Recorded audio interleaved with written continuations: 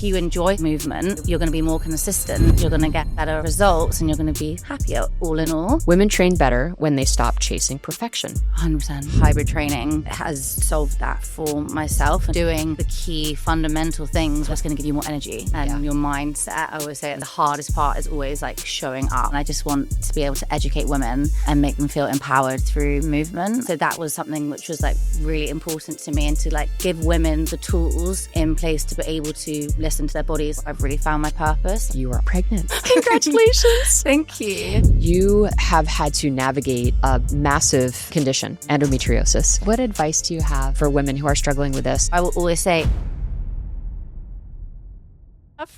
welcome. thank you for having me. I'm so excited to chat with you today. I've already been chatting. I know. It's been literally nonstop. We're like, okay, we probably should start recording at some point. I love that you played field hockey. So I'm just going to say that off the bat. Literally so good. I feel like we get each other. We do get each other. Yeah, we're like totally on the same page. In addition to an epic field hockey career, you have just built this empire, a fitness empire. We're trying. It's incredible. And not only do you have this just epic WeGlow platform that is helping women across the globe get fitter and get reconnected and connected to their body in ways that I think are really empowering. You also have an activewear line, which I was checking out your Insta. It is glorious. Thank you. I mean, the off-the-shoulder sports bras and the, you can tell where my like pain points are and the things I like, because you'll see there a theme throughout the activewear, like slightly off the shoulder, like high in the middle. Yeah. Well, I'm going to be digging very deep into that line of activewear. Bring it to field hockey. Okay, I know. We all have the same kind of body type. We've got a big booty generally. Thighs. Thighs. Yeah. So I can really appreciate the direction that you went. A lot of girls who like say that body type are obsessed with the brand. Mm-hmm. I think probably because it's selfishly you've made it for yourself. Which is very smart. We're going to talk about a lot of stuff. You have actually a really interesting kind of medical history that we're going to dig into. Yes. You are also pregnant. I don't know why I repeated you. I know. Congratulations. Thank you. Yeah. So exciting. It is exciting. It's mental. Yeah. Well, we're going to dig into all of that. Yeah. We're going to start with a little rapid fire icebreaker. Oh. I know. Okay. And these are just true or false. Okay. Listening to your body is the most underrated performance skill. True. Your hormones are just as important to track as your strain and sleep. Yes. Yeah. 100%. Gosh, yes. Yes. Confidence is a muscle, and most women don't train it enough. Yeah. Literally can agree more. And your mindset, I always say it's like the hardest part is always like showing up for the training or anything like that. It's like not the actual, I mean, it's hard training itself, but self-talk for sure. I think for me, I always say like I get to, and I think after I had my like diagnosis of things, that's like the words I started to use towards myself for confidence and just things like that makes such an impact. Yeah. That's just huge reframe. Yeah. Get to versus I have to, totally. Words are so important, like how you use them, and I will versus I'll try, just like little things like that, Sure. It's like it forces you to dig in a bit more and commit to something as opposed to be, wishy-washy. Yeah, exactly. I mean, some days you have days where you're of course. But generally try and switch it up with the mindset for sure. I love that. Women train better when they stop chasing perfection. 100%. Oh my God. And stop chasing like aesthetics. Yeah. I want to have this. I want to have this. Like I want to train to feel good. And then like all of a sudden you're doing things to make yourself feel good. And you're like, oh my God, I feel good. Yeah. I look good because I feel good. Yeah. And it all just kind of rolls into place. Otherwise you're just setting yourself like an endless, like almost like downfall because you're never gonna hit what you want that way. Totally. I think that's where data can be so powerful. It's like that you're like if you're training appropriately and for the right reasons, like your internal biometrics are going to tell you that that's the case. Yeah. Your resting heart rate, your heart rate variability. Now that we have advanced labs, like, just your hormonal data, your metabolic data. And I think that's where it becomes such a powerful source of insight, a validation that you're doing it for the right reasons, this internal fitness. Yeah, exactly. And I think then you feel it and see it so much more than any other like external goal. And then I think, are able to listen to your body more if you don't zone in on the wrong things and actually like tune into your body way more. Yep. Which sounds like so airy-fairy when you're like, listen to your body, but it's like having options in place to be able to like actually then listen to your body and understand what that is. But yeah, it's an airy-fairy way of saying it, but I think when you get it. Yeah, no, that's beautiful. And I think it's easy to get disconnected. I think the default is disconnection from the body, in a lot of ways. And we'll talk more about that. Sorry, this isn't rapid fire. And I'm like, waffle. No. Sorry, it's great. True or false? Yeah. Pregnancy is a different kind of power phase. Ooh. I mean, I can't say I felt particularly powerful in my first trimester. But now that I'm like stepping out of that and I'm like almost 5 months, I'm feeling really good. And I think you have like a whole new appreciation for what your body is capable of and what your body is doing and how amazing women are. It sounds weird, but I'm like so excited as well. Like after I give birth and like just to be like strong for my baby and feel like that power there. But I think like pregnancy so far, it's not felt too powerful. I know, it's hard. Have you had a lot of symptoms? I think I've had all of them, Yeah. A lot of nausea. Yeah. Headaches, like tiredness, just all of it. But we're good. We're on an up. Yeah. And I'm very grateful that I was able to be pregnant. So I don't want to be building a baby. It's a lot of effort. It is. I'm like, I don't know what I'm growing in there, but it's come to humble me. It is humbling. Yeah. But I think, once you get through the first trimester, I think things look up. Yeah. But you're glowing. Thank you. But I think that's your default, is just glow. Got to be on brand. It's sweat at the moment. It's hot in here. So I want to talk about your platform.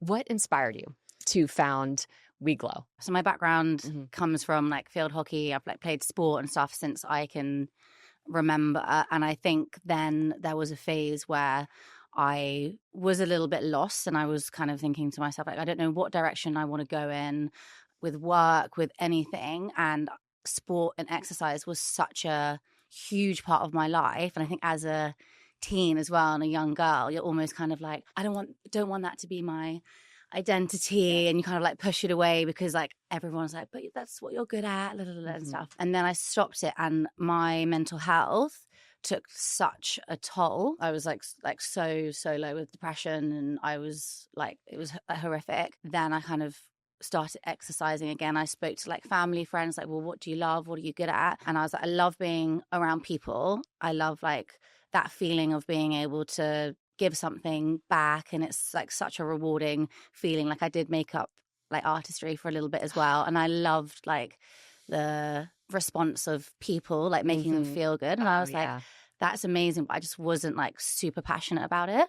Whereas the sports side of things is where like my passion lies. So then we were like, okay, well, let's become a trainer. So then I got qualified, and then Instagram was kind of not really a thing at the time. It was like cringe, basically, to start then. It was like, you're a loser, what are you doing? Which I find fascinating now, because someone actually said to me recently, like, oh, it wasn't a real job when you did it. And I was like, actually, no, I was just brave enough to do it. It was a job. So then, I kind of took that leap and just started like posting all my workout videos. And I was like, it's for my clients. So I was kind of, it's like to help, etc. And then that started kind of taking off. And then I created my first like PDF guide. This is going way back when. Yes. And just like the response and stuff and the demand of like the community that we'd built, I think was just amazing. And I think as well, coming from a place of like, I want to feel good. And it wasn't, for me, because I come from a sporting background, it wasn't about like necessarily like aesthetics and the way you look. And it was like, I want to feel amazing. Although I will say, when I first got into the industry, there's a lot of noise and it can like all consume you. And it's kind of a bit like, oh my God. Say more about that. Yeah, I think it's just like women, I think especially back then, it's incredible how it's moved forward now. And we're using our voices a lot more, and there's a lot more education stuff out there. But it was kind of very much like, you must train in this way, or like, why are you doing a burpee? And I was like, because I bloody like it. Yeah, it makes me feel good. Yeah, like it's like, it's not going to do anything for you. And it's like, well, it is, because I'm not saying a burpee, but like, for example, of course, because I like it, I enjoy it. And like for me, I'm like, if you enjoy like movement, you're going to be more consistent, you're going to get better results, and you're going to be like happier all in all. And I just think there was a lot of like, you need to be taking this, you have like I'd be like, a video of me lifting weights, you're not lifting heavy enough. And I'm like, oh, it's pretty heavy.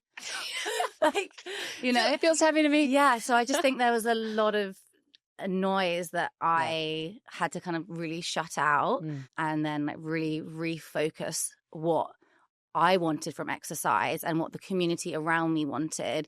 And it was to be able to listen to your body and to be able to actually move in a way that you enjoy. And that's kind of how We Glow was formed. And even the name in itself, like I was really cautious. I didn't want to call it anything kind of about your body, the way you look. It's like glow can be interpreted in so many different ways.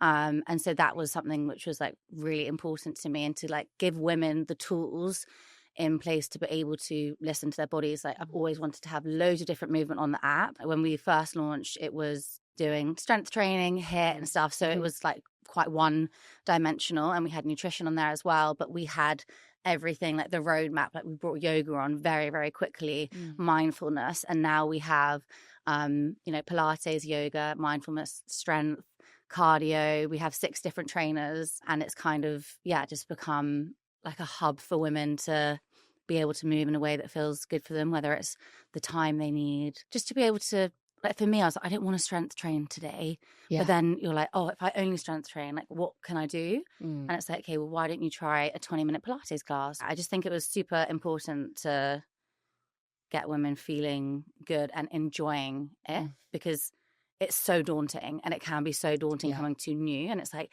it's for everyone. Like we're all welcome here, and it's going to be good. It sounds like you have built an incredibly supportive community. Oh, they're the best. They really are. Yeah. You must get a ton of various types of feedback. And, for the women coming to your platform, are there any themes that you've noticed, things that have kind of bubbled up, an aspect of life that they're trying to solve, that maybe is probably, fitness is a piece of it, but there's something a little bit deeper? Yeah, we actually did loads of customer interviews to find like women. Like qualitative and feedback, afterwards. But I think for me, generally, women have found it hard to not have that burnout and stay on track. I think that's something which is so, so common. But for me, like hybrid training has solved that for myself, and just like being able to give yourself some grace, being kinder on yourself, and not set yourself unrealistic goals. Like if you've never trained 5 days a week, all weight training sessions, which are an hour long, maybe don't set yourself up to do that. Maybe do like, I'll do 2 weight session weeks, which will be 40 minutes long, and maybe one, like weighted Pilates class. So it's just kind of giving them the options. So I think that's definitely been a big pain point. And also women with women's health issues has definitely been a theme, especially now as there is way more awareness around like your menstrual cycle and how to train, and, being able to listen to your body. I think that's something that crops up. Also, I think because it's something that I've personally gone through, so it's something that feels relatable. But I think that's probably a big thing. I love that. Yeah. What misconceptions do people have about kind of influencers in the fitness space? I think something when I was first starting, when I was filming my workout videos, I create guides, and I know if you want, this goal or Y goal or whatever it might be, I'll create a guide based off of that. I'm not a beginner, but I'm creating a workout for a beginner. Or if you want something with just like light weights, hey, here's a workout for just that, because that day you might want that. So I think with that, sometimes I get like, that's not how you work out. And I'm like, no, but that's how like you can work out if you want X, Y, and Z. So I think that was maybe like sometimes more challenging. What do you think they are? Yeah. Well, I mean, I think that for me, the misconception is that you're actually building programming based on nuance and constraints. That is exactly what we promote as sports science. We're always about what is the context here? And you actually have a lot of context. Yeah. And I think probably more than many of the sports scientists do when they're thinking about programming. Yeah. So I think for me, and we like have that's the community. Exactly. You're getting feedback. You're getting feedback all the time from your community. Yeah. And the reality is like, this is what works for your community. Exactly. And this is what is getting them moving and feeling good. And that is important. That subjective feedback is 100%. So important. And men even more, I think, are, I'm not trying to be a bodybuilder. Right. So I think it's kind of like, and not everyone wants to do that or lift that heavy or do it that many days a week. Like, you know, it's not actually, I might like I've been saying, just trying to feel good in my body whilst also helping myself age better. Yeah. Longevity. Like, of course, all those things play into it. But I do just feel like there is quite you have to do that. And I'm like, no, you don't. Yeah. Yeah. I don't know. It's just. There's so many ways to build fitness. Many ways. And I think you've just got to be like open to letting people like train what makes them feel good. And obviously there's certain ways that are going to be like more beneficial to like the masses more for sure.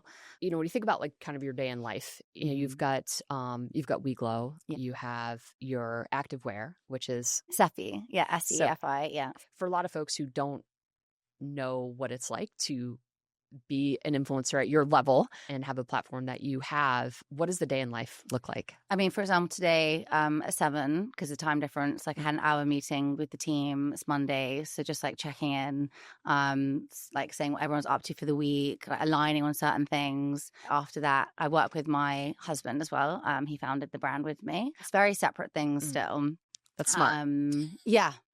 It's been like some learnings for sure along the way, but like now it's very like, it's only that Monday meeting that we like really intersect. Yeah. And then just like little, obviously like bits and bobs along the way. I feel like, I don't know why I feel bad to say this, but I do have a PA because I Why do you feel bad? need one. I don't know, because I feel like sometimes as a woman, if you have like a PA or something like that, it just feels like, oh, like, I don't know. I don't know why. It feels like I've never really like said that before. Yeah. But like, I do have to have a PA, someone who can like, personal assistant. No, that's actually like such, it's funny because I don't have one, and I think desperately need one, but there is something about it that I don't know. There's like, like a funny, like women just feel like we should do everything yourself and everything, and if it's not completely and utterly you, and I think as an influencer as well, I think there's that added pressure. It's like, well, you have to be doing like everything, and what are you doing all the time, and stuff, and it's like, well, don't worry, a lot. But yeah, like I do need help, and I said I'm dyslexic as well, and like my organization skills, as much as I've like tried, are not the best. So I do need help just to make sure that like, everything that the whole team wants from me all the time is like in line, and just need to make sure that I'm on top of everything, because then that means that I can be like show up as the best boss. But yeah, I think every day is can be very different. Sometimes it feels like you're putting out a lot of fires, but yeah, like I love it. I wouldn't want it any other way. I mean, I'm so lucky that this is like part of my job, especially coming from like not knowing what I wanted to do, and then like now being able to actually feel like I'm making a difference to people's lives. And that's something we always try and kind of like, when we have those harder days as teams, like of course you will, like in tech things go wrong and stuff like that, and it's like ultimately like what we are all trying to do, like we're actually helping women, which I think is so powerful. It can always look different, but editing, kind of come up with ideas. Sometimes I can feel quite creativity. Thank you. Creatively? Creatively. Yeah, there's no T in there. Creatively. I feel like I can only say it with an American accent now if I say it. But what you said stuck, because I have a lot of noise going on around me. And I think the main thing as well is like to try and give useful value information out like on my platforms, and sometimes I do feel, I think, pressure of like not being able to do as good as I'd want. And I think especially the last couple of years I've definitely felt that, as like the businesses have been growing, or you know there's been like hardships within the businesses, things that go wrong, etc. And then so you can't give your time to that as much. And I think like that's how I'm able to have this platform, is because of those people. And so I do sometimes feel a sense of like responsibility, or I'm letting them down if I'm not giving enough value. But sometimes it's difficult if you just like, I just feel stuck. One of the things that I really appreciate just working at Whoop and being an executive here, you know, I'm very much in the details around supply chain and just things that people don't even realize that are required in order to run a business, but that take huge amounts of effort and time. And when I was just reading kind of all the things that you do, I just really was like, wow, like that's a lot, you know, and you think about the depth of like running a retail kind of I think the business. Retail, there's like, with the app, we have it, you know, we have a team of like 12 now. And we have 3 app developers. One of them has been with us since the start. And, you know, that's kind of, I have no idea about coding and stuff like that. That's their like That's what they do. Yeah. Yeah. And it does feel, and it's subscription based, which I think like as a business is amazing. And that's what you really want and is important 100%. But you got to provide value. But yeah, you have to. Consistently. And there's a lot of other things that are like hard with it, and especially in the fitness industry because of the churn of people changing their minds of fitness and stuff. But then with the retail side, it's so many moving parts, so many things that you just don't anticipate going wrong, which it's hard to fix. Whereas the retailer's a headache, even stuff like the SKUs being written and wrong and then it's being sent out, and just so many things like the factory dyeing the leggings the wrong color, just kind of like things that you're just trying to and then also like obviously managing then all the social media and like trying to still keep up with that ever changing that content and the content. And I think I'm really poor at the like founder content side of things. And my dad always says you're a terrible saleswoman, just because it's kind of, you've got to like big your, which just feels weird. I'm like, well, you can just see it's nice. Yeah. Like, do I have to like talk about it? So that's kind of something that I personally like find harder as well, which I know I'm like content creator, so I should be good at it, but I did it in a different generation. But yeah, it's difficult. I think I've said on another podcast before with Steffi, we were partnered with a company who kind of did the middleman to the factories and stuff like that, but we were constantly chasing them and we were basically doing all the work for them anyway.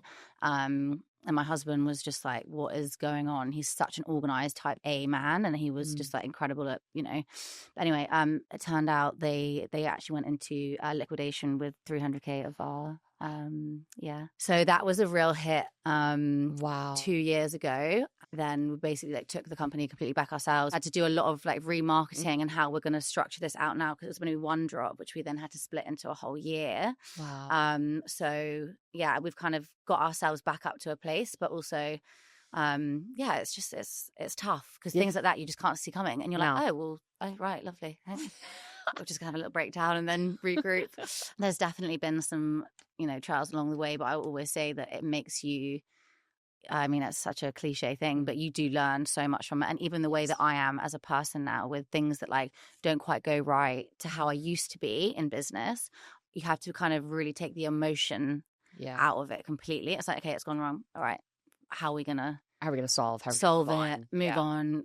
There's a way, we're gonna fix it, and then you just do it. Whereas when I first started, something going wrong, it would just all consume me, and I really take on other people's emotions and things like that. So it was really hard for me to like park that side of it all. And I still do like find it challenging things, like if someone, has something which isn't 100% positive to say, because it's like you just want to like give the best and make people feel like amazing, and that's what we're all trying to do. Yeah. So yeah, it's definitely come with some challenges, but it has 100% made me a better businesswoman, like stronger. I feel like very resilient. Yeah. I'm soft still, but yeah, we all have a soft side. Yeah. I have to say the pregnancy is giving me like a new lease of like energy and ideas and kind of that flow again, which I love so much. So that feels really good. But yeah, it can be challenging. Yeah. Pregnancy creates like an entirely different perspective. Yeah. Like when you tap into it, and if you kind of embrace it, it does bring a whole new different type of energy. Yeah. That's really exciting. I am I'm excited. How many kids do you have? I have two. Two. So cute, a boy and a girl. I'm like, oh, you've nailed it. I know. I feel so grateful. You do. Yeah. Yeah, I know. I'm like, I want 4. And he's like, no. I know. But also, it's a lot. I don't want to be pregnant for the next maybe like 10 years. So maybe I'll stick with 1 or 2. You just knock them out. Yeah. I did. Mine are 18 months apart. Oh, nice. Yeah. I definitely like thought about that third, but yeah, my life at the time was just like so chaotic. Do you feel like it changed a lot after pregnancy? In terms of my identity? Yeah. Oh, so I was coaching at the time. I was a collegiate coach and had multiple businesses. So I was spinning a lot of plates. When you have children, you are forced to reprioritize your time. And as a result, you become way more efficient. You realize so many of the things that you were doing were totally unnecessary. Yeah. And you're doing them just because you thought you needed to do them, be enough, and and just feel like you're doing enough. And but all of the extraneous just fall away. Like you have no choice. Yeah. But as a result, you end up, I think, spending time on things that really bring you value and bring value. So yeah, it transformed. I became a way better coach after children. Oh, I love that. There's no question. I love that. And a better human. Yeah. Yeah. No, it was transformational in so many ways. So putting something like way more important. Oh, you just like your focus on yourself changes, and I am excited for the like responsibility, which I know might sound weird, but it's just like so nice to like not have to think about me. Having another human have to depend on you, depend on you for their life is pretty damn powerful. Yeah. And like you said, a huge responsibility, but it's the most rewarding and wonderful thing you can ever imagine. Yeah. I mean, it's hard, to be clear, but yeah. I mean, I'm aware. Yeah. I'm definitely, I'm not sure how I feel about, or just you wait. Like the too much of the negativity. I'm like, I just want to be in my little bubble. Like, I'm sure it's going to be extremely hard. I mean, it's going to be extremely hard. I'm sure it's like 100% will be, but also like it's going to be amazing. And I would just like, I try and stay more on the positive side. For sure. Yeah. We all just find a way, you know, and we find our own way. And that's the thing. You just have to, and you've done just everything that you've said, being able to kind of keep the noise at bay. You have built a skill around that, obviously. And it's allowed you to stay on your path and pursue the things that are interesting. Yeah. That's the way to do it. You've got huge demands on your time, a lot of competing priorities. How do you think about your own kind of health and wellness, and how do you use data to kind of support, and create that resilience that you're talking about? Like, how do you see that interacting? I think for me, it's always been very much about like a 360 approach and the holistic, more wellnessy side of things. I'm not a huge kind of like, what can I implement and add? I'm like, what can I physically do as a human and make myself thrive and feel my best? And it is so simple, like to sleep, for example, hydration and sleep. Like those are so foundational. And it's kind of like if you're supplementing all these things into your diet, into your life, I'm like, but you're not doing the key fundamental things which will help you so much. Like adding a bit more strength training into your week. Yeah, that's going to help. That's going to give you more energy. Things like that, like waking up at a time that, going to bed at a time that's going to work better for you in your recovery. I think, that's kind of where I personally feel like it has made me thrive, being able to know that I'm like doing my best in those sections, if that makes sense. And setting yourself up. Yeah, you're setting yourself resilient up and be able to face the challenges in your business. And exactly. And I don't drink, like things like that. I think obviously I'm pregnant. Yeah. But before as pregnancy, well, and it's just kind of things which, don't get me wrong, I'm not saying never. But like, in general, I think it's just kind of like doing things. And that's something that's super interesting. I think with Whoop as well, like a lot of my friends, she's just got it. And she's like, oh my God, like the drinking, it makes such an impact to and I'm like, yeah. And there's a thing where it's like, oh, but isn't that bad if you can see that it's having a negative effect? I'm like, not really, because you're then making positive changes and then you're feeling better and then you're doing better in everyday life. So surely that's good. Yes, it's good. It's interesting how much like small things like caffeine, alcohol makes such a impact. I mean, obviously there's days where I might have 7 coffees. Yeah. Totally. You're going to always have those days where it's not going to be like, oh my God, so perfect, and stuff like that. But actually it was really interesting when I did fall pregnant, my HRV came up red on my Whoop. Yeah. And I like WhatsApped it to my manager because I was. So you have your average. I was pregnant. Your average HRV is about 110 milliseconds. So what was your? Do you remember? I'd be able to get the screenshot of it. Actually, I mean, it was probably if you're in the red, it's probably low. Yeah, and 60 or like I was like just absolutely whacked. Yeah, I was like, I feel like I have been drinking. Your resting heart rate was probably through the roof. Your average resting heart rate, I think, is 56 I was like, wait, 6 or 7. What's wrong with me? Sorry, 2 seconds. I'll get that up now. And obviously, interesting. Steph gave me permission to look at her data before this podcast. That's all pregnant. Yeah. So it could be a bit. No, it's you're actually in an elite range for your age. Stop me now. Yeah, seriously. So it was 78. Ooh, okay. Yeah. Yeah. So that for you, which is a huge deviation from your baseline, which is 110. My husband's age is 24 on the app. Oh. And that's all I hear about. You're 27? No, I don't know. We're not going to reveal my... I think I have it. I'm pretty sure I have it. Your whoop age is... I think it's not the best. It's 4.4 years younger than your chronological age. So you're at 29.1. Yeah. But to be fair, men actually have it easier because of the hormonal fluctuation across our cycles. We just have way more variability. And that variability is in hormones is represented in our biometrics. So our heart rate variability and resting heart rate and respiratory rate are way more variable. As a result, that variability is going to create more erratic recoveries and just make it harder to kind of move some of the metrics as fast as a guy can, because they just don't have to deal with those hormonal fluctuations. So in our defense. Yeah. And also I'm not at my top game. I'm like, just wait.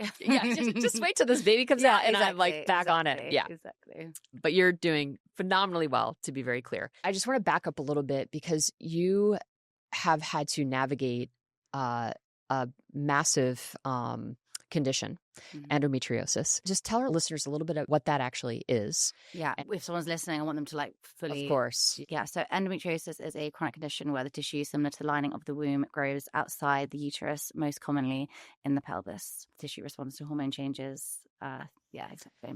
And it creates a huge amount of inflammation in that environment, which then presents in all sorts of debilitating symptoms. Yes. I had one of my student athletes was diagnosed with endometriosis. And I mean, she was such a trooper though. When she would get her period, she'd be like, I'm like literally bleeding out. She would have to and I'm like, you need to get checked. And she finally ended up going to, I called her mom, Barb. I'm like, Barb, we need to get your daughter into the doctor. And anyway, we found out she had endometriosis and ended up having surgery. But talk a little bit about your experience. I mean, bless you. Yeah. Is she okay now? She has 2 kids and is doing phenomenally well. Yeah. So I think it can be quite like a daunting, scary thing. When I was first diagnosed, it wasn't as widely spoken about as it is now. And I hadn't even heard of it. And so for me, I also had fibroids. So I actually had 2 operations. One was endometriosis and then one was for fibroids like a few years later. But yeah, the symptoms are not period pains. It's quite interesting. It's it's just your period. And that's a narrative that plays out a lot. And it's like, trust me, and I think as a woman, it's like, when something is, if it's something so painful, like it just shouldn't be that painful. Right. Really heavy bleeding. Yeah, but it wasn't even for me. It wasn't even like necessarily just like on my period. It was just like all the time, just kind of like pain. Like I'd be walking down the street and I'd just like curl up in pain. I wouldn't be able to, I felt incredibly weak. My tiredness was, I'm quite like a energized, I'd say I'm quite like a happy person. And it was I felt just sad all the time, like so tired. And then you're kind of like in your head, like, why am I feeling like this? And then my skin was really bad. I was gaining weight. It would have been about 14 years ago, 2010, probably when I first started getting kind of like, but even when I look back, so you're around 20s. Yeah, early 20s. And it was, so it's coincided when you stopped playing hockey and like, yes. And then when I also started, I don't know, it's difficult to say, and I don't want to say something that's going to be like, oh, that's not the case. But like for me, I think like, starting to lift heavier than like what I really probably need to or should have. And I started having like protein shakes, which I'd never had before. My mum's like super healthy, so is my dad. Like I've always had a really balanced diet and, been able to eat really well and stuff like that. And all of a sudden, you're having like brands are sending you stuff and you're like, oh, you should have this amount of protein and stuff. And I think that probably didn't help because endometriosis feeds off of sugar and the amount of like extra crap that's put into the stuff. Yeah. You just like, if you just look at the back and you're like, what even is that? Yeah. So it is interesting that it did coincide with that period as well. But yeah, so it's like crucial. So whatever was latent basically got... Yeah.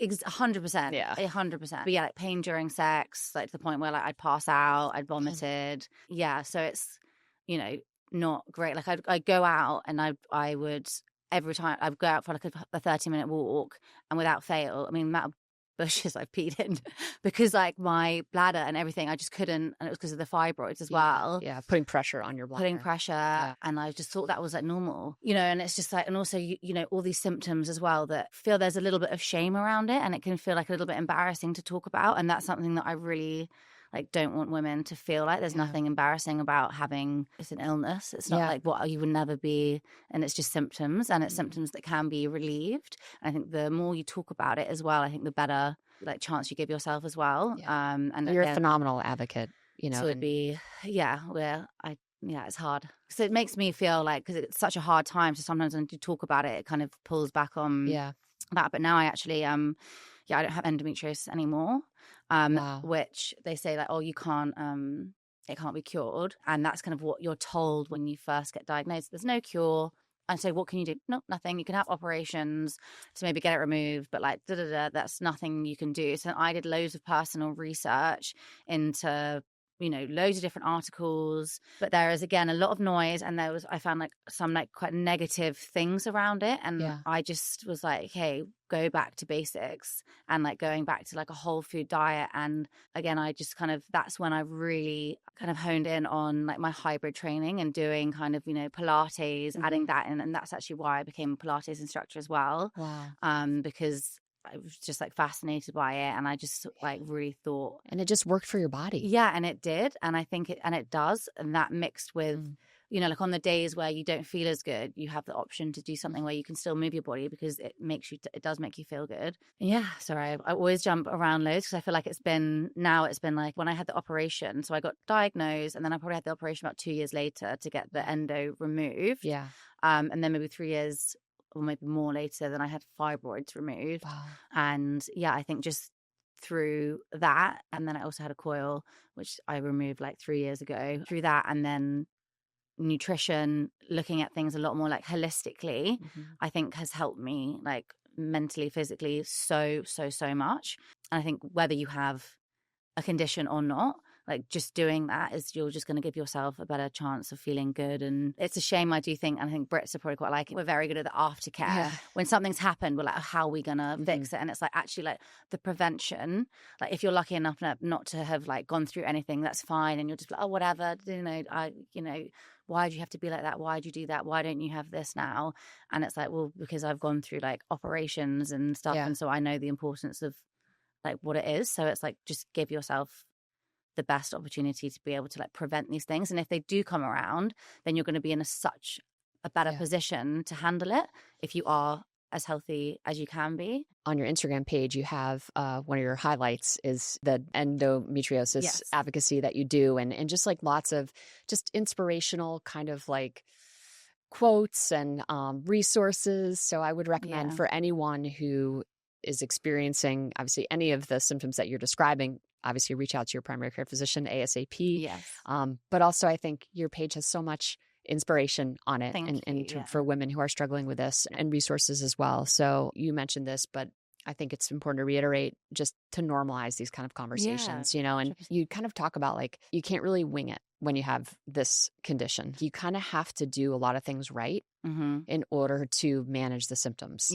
And it's kind of just the reality. And I think about this for perimenopause and menopause. Like, it's kind of the cross that we bear as women, I think, you know, is that we have to be a little bit more strategic, because the consequence is, you know, these really egregious fluctuations hormonally, like, can wreak havoc on our system. 100%. So whatever we can do to offset that with diet and lifestyle, and, you know, the fact that you don't drink alcohol, you know, it's like little things, like you've kind of made a choice, like, all right, I'm choosing my health. And I am, and I think it's you know, with the like not drinking alcohol, when I first I don't know why I said that quite strangely, alcohol.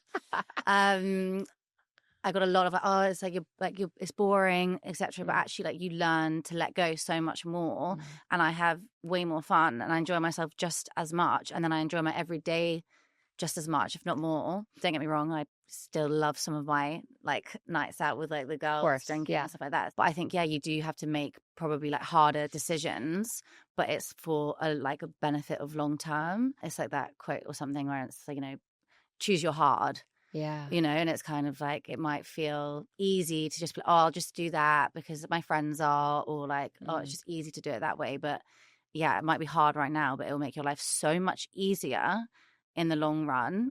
So you've just got to stay consistent and stick at it, and have really honest conversations with yourself.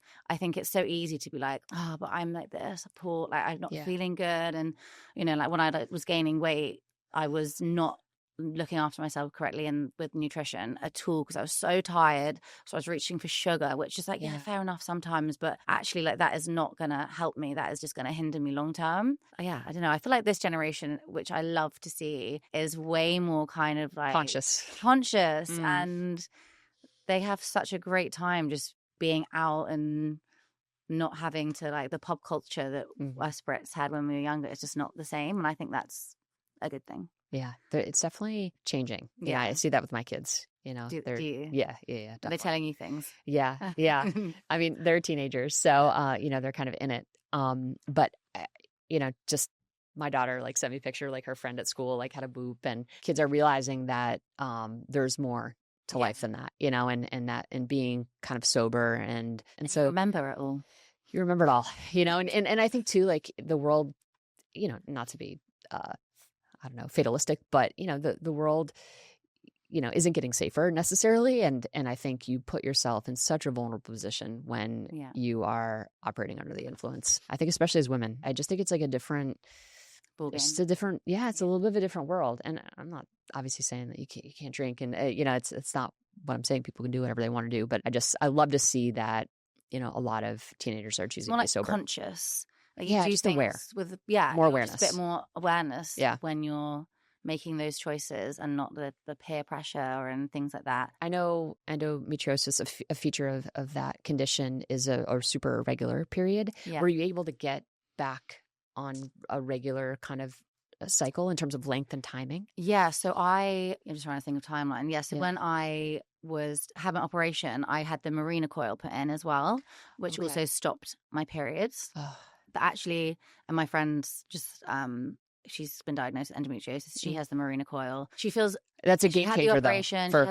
It is a game changer, and it's like, you know, knowing what you have and then being able to put things in place, I think, is really key. So then I didn't have my period for maybe like 4 or 5 years, but I was still getting pains after my operation, but I wasn't having a lot of the other symptoms. It was just more like I'd get a stabbing pain, and it was still like pain during sex, and again just like having to wee all the time. We went and had a checkup with a gynecologist, and I wanted to get my coil removed because it was about time, and it was like, you know, I want to have my cycle back as well before we start thinking about kids and stuff like that. And then when he was taking the coil out, he was like, you also have, you know, 8-centimeter fibroids.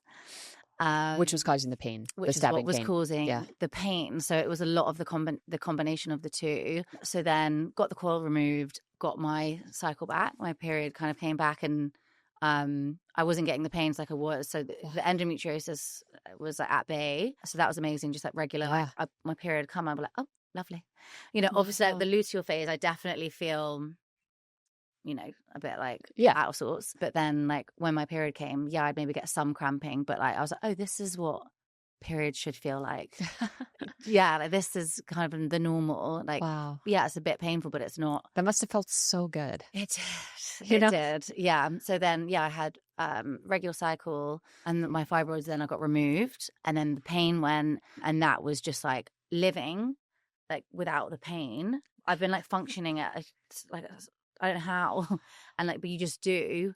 And then I was like, this is how I'm gonna feel. Like I feel like me again. Like I got like Stef back, and even the last kind of like, you know, year, 2 years, I feel like the most me I have in like maybe like 10, 12 years, because I'm actually like not in the pain that I was in, and also you can't help it. But when you are in that kind of pain, it's like the negativity like can kind of creeping, and like, oh, what's wrong with me? Like I just want to feel like this, and also not being able to have sex, or like you do and it's excruciating. You feel like as a woman, you're like, that's just gonna like, I can't give you. And you know that my husband was like incredible, amazing, and everything. And he like came with me to like loads of appointments and everything like that. And I think it's so important to have someone who is that support, really supportive of you. And even if you go, like I went with my mom as well, and if you go with friends, I think that is key to have that. And also like you're not alone with it. There's so many women who have it, so I would never want anyone to feel alone in it. And then so we've now I'm pregnant. So, I mean, it's kind of, which is amazing. Did it just happen organic? Like, were you actively trying? Yeah. So we always wanted to kind of try around this time anyway. Yeah. And then because of, you kind of do get a little bit scaremongered when you are diagnosed with endometriosis and stuff like that. And I know other people who have been, it's going to be so hard for you. And I'm just always been like, it'll be fine for me. I just always think it's better to think like that. But you never know. It could take us 6 months. It could take us a year. It could take us however long. So we started trying and it did happen on the first time. Yeah. That's just so phenomenal. You deserve it after everything that you've been through. Yeah. Exactly. You know, like I'm just so happy that wasn't hard for you, you know? Yeah, I know. Because I think that was for a lot of women it is, you know? It is. And that's, I can't even like imagine having to like, you know, go through all of that. And I've had friends who've had real difficulties and there is a sense of like guilt when you say, I know, like, it happened on the first try. You know, it's like I'm so grateful for, but I do, you know. I know. But then I think like, I don't know if that would have happened if I hadn't made like the lifestyle choices I have and stuff like that as well. I know I was more relaxed. And I think that is also such a huge thing like the stress. Massive. Well, we know that stress impacts your ovarian environment. Like just research literally just came out, I think in February of this year, linking the autonomic nervous system dysfunction and the ovarian environment. So there's a really big link to in preserving ovarian function. Yeah. Right. So the more stressed you are, I mean, that's why they say to think about your stress, you know, in ways that are then you've functional. Got doctors saying like, it's going to be so hard for you. Yeah. That's not the right messaging. Like, well, that's quite stressful. Yeah. So I think it's hard, but you have to kind of just be like, let that go and just try and. Yeah. I think doctors need training in mindset. Yeah. You know, as well. Like, that's so true. Yeah. Your physiology and biology are one thing, but we know from the data that you can literally actually talk yourself into a better future.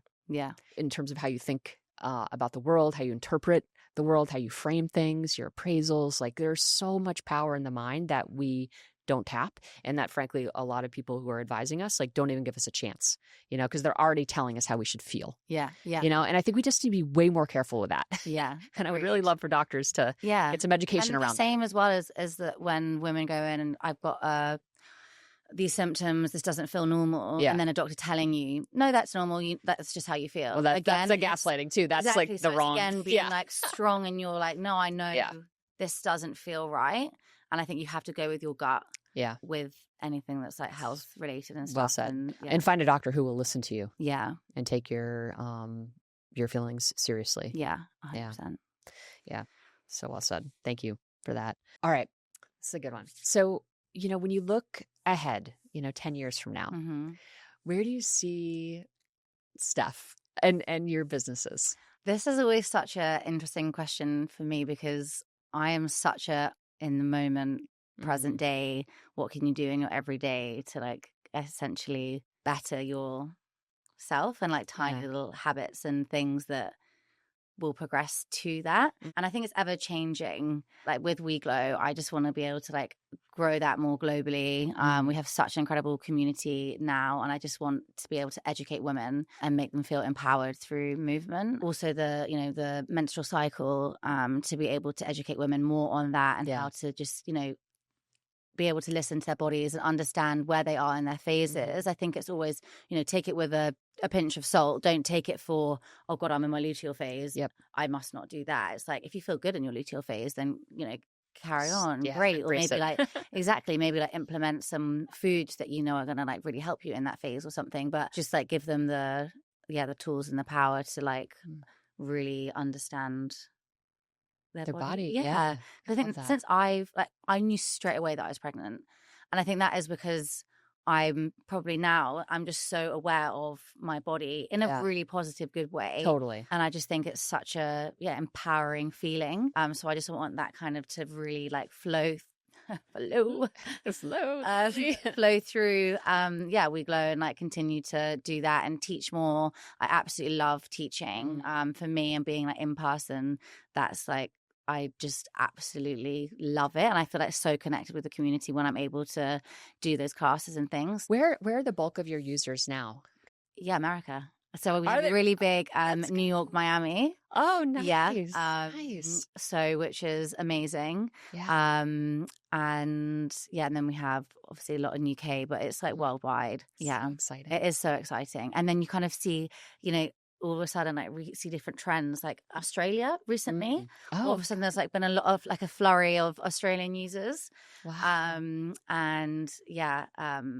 You have a massive following. How long have you been doing? We're doing it. I'd say about 10, almost 10 years. Like 9, I mean, I think folks 9 don't realize like you put in so much time. Yeah. So, yeah. To build to where you are today at like 2.5 million followers. It's not quite. It's 2.2. Oh, 2.2. Okay. Well, damn. That's still, I mean, okay, close enough. I'm rounding up. Exactly. But that's huge. Yeah, no. Congratulations. It is amazing. Yeah. I'm actually so lucky, I think, with my platform and the women who do interact and follow with me. It's kind of always very positive and like supportive. I think it's always just, they see everything in like a nicer light. Yeah. And I'm very, very lucky. Obviously, you're always going to get some kind of, hate and stuff like that. Well, the recent one is everyone thinks I've had a boob job because I'm pregnant, because I've not really revealed I'm pregnant yet. So I'm getting some big hate on that. I'm like, just you wait. But you just have to block that out. And I think just focus on the good, because there's so much of it. And then 10 years, I don't know. I mean, I would like more children. Touch wood, if that can happen. And just to be kind of like able to be like present and happy and kind of with my family. And I think I'm very like the goal is to thriving in like work and stuff. And I think what I'm really, really grateful for, and I'm so lucky that I do feel like within my job, I've really found my purpose. And I think growing up, and I've really kind of struggled with that, like what is my purpose? And you may never know really quite what it is. It might be making your best friend smile. Like, do you know what I mean? It's kind of, it doesn't have to be this big thing or whatever. But I think, being able to find that has been like really helpful for my like self-esteem and stuff like that as well. But just feeling good. I love that. What advice do you have for, I guess, young girls? I mean, I think about my daughter right now. She's 17. What would you tell her? Be nice to your mum. Thank you. I think to have open conversations with your friends and not be afraid to feel your like emotions, and I think like go after what you want. And I think be very mindful though of like what you're going after. Now I think a lot of time people ask me like, oh, how am I going to grow my social media? And I'm like, what for? Yeah. For what? Like, is it for numbers? Because like, if you're chasing that, then that's not the path. That's not the path that you want to be doing. So I think being able to find something that like makes you tick, and then just kind of like going after that. People feel that authenticity. Yeah. I mean, I feel like that word's kind of overused, but I think it's true. Yeah. Like if you're enjoying something and it's making you happy, that is just gonna like show through anything that you do. And you're living your purpose. And actually what I will always say is, and I'm probably such a loser for saying this, but every like job, even when I was working at a bar, I used to cry. I'd get the orders wrong. I'd get it wrong sometimes. And they'd be like, just give them free shots. I'm like, okay. But, I think everything that you do, like put your all into, because you never know who you're going to meet. Yeah. And like, why not try and like make the most of a situation? It might not be your forever job, but like, why not like make the most of it and like make it as pleasant as possible? And you learn so much more doing it like that. Because I had so many jobs beforehand, but I think the ones that you really give your all to, you're always going to like learn, or you take something away. So I think I'd say that one. I love that. Yeah. It's beautiful advice. Where is the best place for folks to follow you? My Instagram, probably Stef Williams. And then my WeGlow app page. It's just like more fitnessy, fun, lifestyle stuff. Amazing. And then I'm just getting back on YouTube, she says. Oh, good. Yeah, it's YouTube's it's so the wild west. You know what I love? If people say to me, oh, I follow you from your YouTube, I like that because that feels more me. And I'm like, that because Instagram's so curated. Yes. And if you see that as a thing, you're like, oh, I don't really know what she's like. Whereas having a different platform like that, you're able to let people in a little bit more, which I think you can teach. Nice. In ways it's longer form, right? YouTube and I'm just like this waffle. But yeah, I love that. Steph, do you have any final thoughts for our listeners? I'd actually love to hear from you, like how any advice that you have for expecting mums. I think is a powerhouse that you are, businesswoman, etc. Give us the tips. Wow. Well, I think give yourself grace and don't rush back in terms of feeling like you have to keep up with everything that you were doing before. Because I think when we have those expectations, we can actually feel really disappointed, and it can take away from our presence with our child and just the beautiful moment that it is. So I really think that kind of going into it, expecting that things are going to be very different, and not, I think, assigning specifics around how things are going to be different. And you alluded to this earlier in the conversation, and I think it's such an important way of thinking about being a new mom, is that your experience is going to be actually totally unique. Yeah. You know, and like leaning into that uniqueness and not kind of looking around for like evidence or proof that like what you're doing is right. Because all the answers are inside you. You're going to have all the instincts. Yeah. I just lean into those instincts and make it yours. Yeah. That's amazing. Yeah, I got goosebumps when you said that about not rushing back. Yeah, because I think it's like there's so much pressure to do that, and you've got to do it all. So that's like, yeah, I'll really take that advice on, and I can't wait. So excited for you. I'm so excited. Well, thank you for your time today. It's been such a joy speaking with you, and so grateful for all the good work you're putting out into the world, and all the inspiration that you provide. Thank women. You. It's huge. Thank you. And you. Oh, thank you. Thank you. Yay. Lovely.